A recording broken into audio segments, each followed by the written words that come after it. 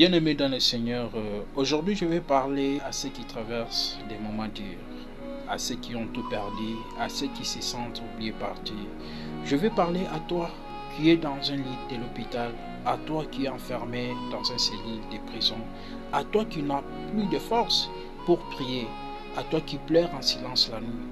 Tu crois que Dieu t'a abandonné, mais Dieu te regardait comme il regardait Job. La Bible dit dans Job chapitre 1 verset 1, il y avait dans les pays d'Uth un homme du nom Job.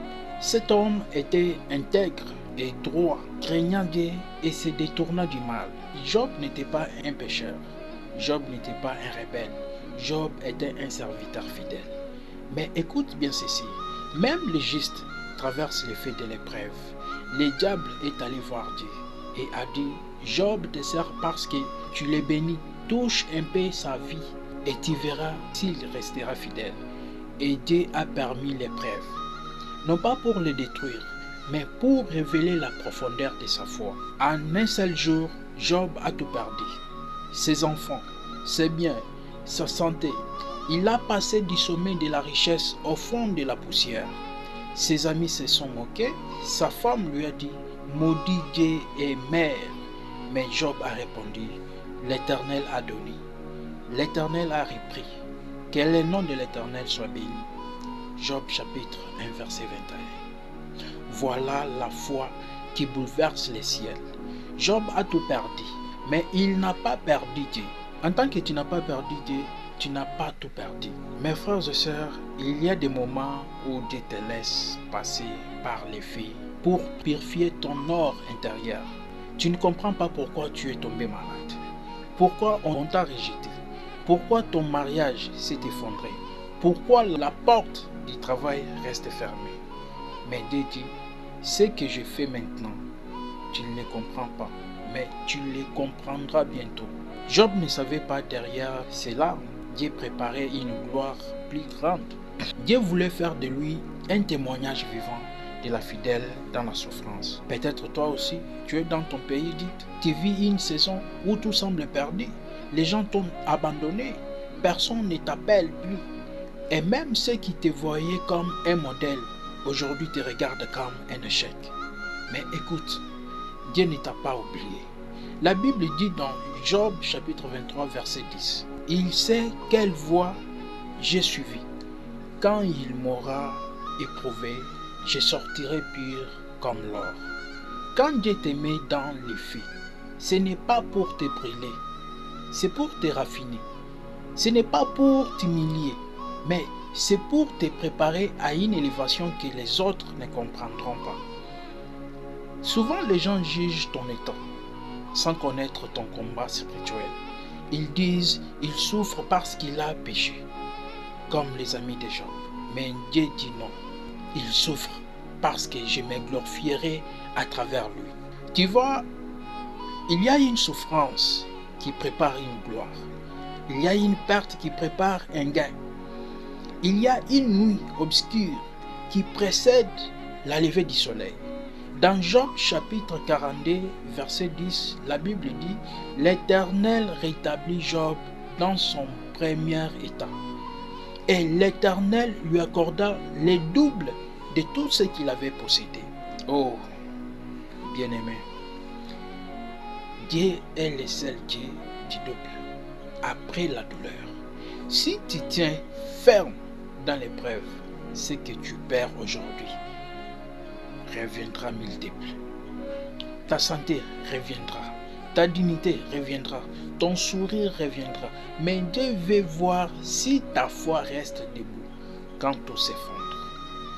Job n'a pas adoré Dieu parce qu'il avait tout. Job a adoré Dieu quand il n'avait plus rien. Et c'est là que Dieu a dit, voilà mon serviteur Job. Il me reste fidèle. Alors, toi qui écoutes cette partage aujourd'hui, n'abandonne pas. Même si les docteurs t'ont condamné, Dieu a les derniers mots. Même si tu es dans une prison, souviens-toi que Paul et Silas ont chanté dans leur chaîne. Lisez Actes chapitre 16 verset 25. Paul et Silas ont chanté dans leur chaîne et Dieu a ouvert leurs portes. Même si tu dors sur un lit de l'hôpital, souviens-toi que Jésus est passé par la croix avant la résurrection. La souffrance ne veut pas dire la fin, c'est juste la salle d'attente du miracle. Alors, quand tout s'écroule autour de toi, ne perds pas ta louange. Quand les larmes coulent, continue de dire « Seigneur, je t'aime quand même ». C'est là que le ciel s'ouvre. C'est là que Dieu dit « Voici mon enfant, je me glorifierai à travers sa douleur ». Alors, comment réagir spirituellement dans l'épreuve comme Job? Frères et sœurs, écoute-moi bien. La première leçon que Job nous enseigne, c'est la patience dans l'épreuve. Job a perdu tout ce qu'il avait et tout ce qu'il possédait. Il a été frappé par la maladie, ridiculisé par ses amis et même sa propre femme l'a poussé à maudire Dieu. Mais Job n'a jamais abandonné sa relation avec Dieu. La Bible dit dans Job chapitre 1 verset 22, « En toutes ces choses, Job ne pécha point et n'imputa rien de mauvais à Dieu. » Voilà les secrets. N'aie jamais imputé à Dieu les mal que l'ennemi veut t'infliger. Même dans ta pire souffrance, rappelle-toi que Dieu est au contrôle. Que même dans l'obscurité, il prépare une lumière. Deuxième leçon que je vais te donner ce soir, parler à Dieu et non à la situation. Quand tout s'effronte, beaucoup commencent à parler aux gens, à se plaindre, à accuser le monde, mais Job nous montre que la vraie force vient de la parole adressée à Dieu. Job chapitre 23 verset 3 jusqu'à 4 dit « Oh, si je savais où les trouver, je me présenterais devant lui, je mettrais ma cause en sa présence. » Tu vois, même dans la souffrance, Job cherchait Dieu, pas des excuses, même dans les nuits les plus sombres. Il priait, il questionnait, mais toujours avec respect et foi. Exemple contraire. Imaginez quelqu'un hospitalisé, rongé par la douleur, abandonné par les amis et la famille.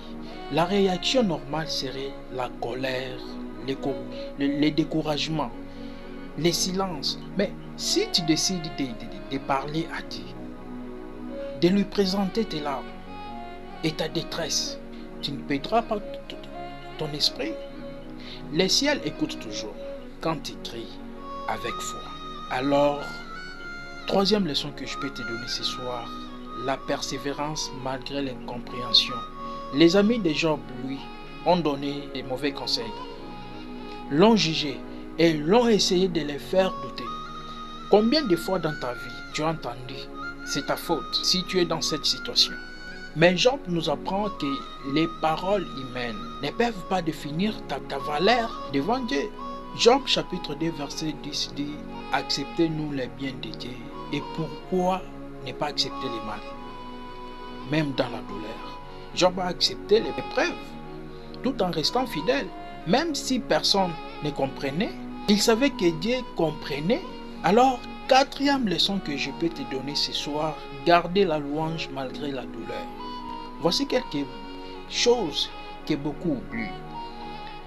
La louange ouvre la porte au miracle. Job a dit que le nom de l'Éternel soit béni. Job chapitre 1 verset 21. Alors qu'il venait de perdre ses enfants et ses biens.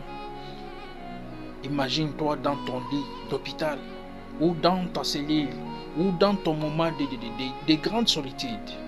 Que dis-tu? Que fais-tu? Si tu choisis de louer Dieu malgré la situation, tu t'alignes avec la promesse que l'épreuve est temporaire et que la bénédiction est à venir. Alors, cinquième leçon que je vais te donner ce soir, la fidélité dans l'épreuve attire la restauration divine. Job chapitre 42 verset 12 jusqu'à 17 nous révèle le miracle final. L'Éternel rétablit Job dans son premier état et l'Éternel lui accorda le double de tout ce qu'il avait possédé. La Bible ne dit pas que Dieu rétablit Job parce qu'il était parfait, mais parce qu'il est resté fidèle, patient et humble. Toi aussi, quand tu tiendras ferme, quand tu ne maudiras pas, quand tu ne céderas pas à la colère ou au désespoir, Dieu te restaurera au-delà de ce que tu imagines. Alors, mes bien-aimés, écoute ceci. Ce n'est pas le poids de l'épreuve qui décide de ton destin, mais ta réaction face à elle. Job aurait pu maudire Dieu, abandonner sa foi, se révolter, mais il a choisi la patience, la louange et la prière. Aujourd'hui, si tu es malade, rejeté, trahi ou accablé, prends exemple sur Job. Ne perds jamais ton espérance. Même quand le monde te dit que c'est fini, Dieu dit ce n'est que le commencement d'une restauration que tu n'as pas encore vue. Parlez à Dieu plus qu'aux hommes. Même si personne ne te comprend, même si les médecins, tes amis ou ta famille te jugent, présente tes larmes à Dieu. Il comprend ton cœur mieux que quiconque. Gardez ta louange.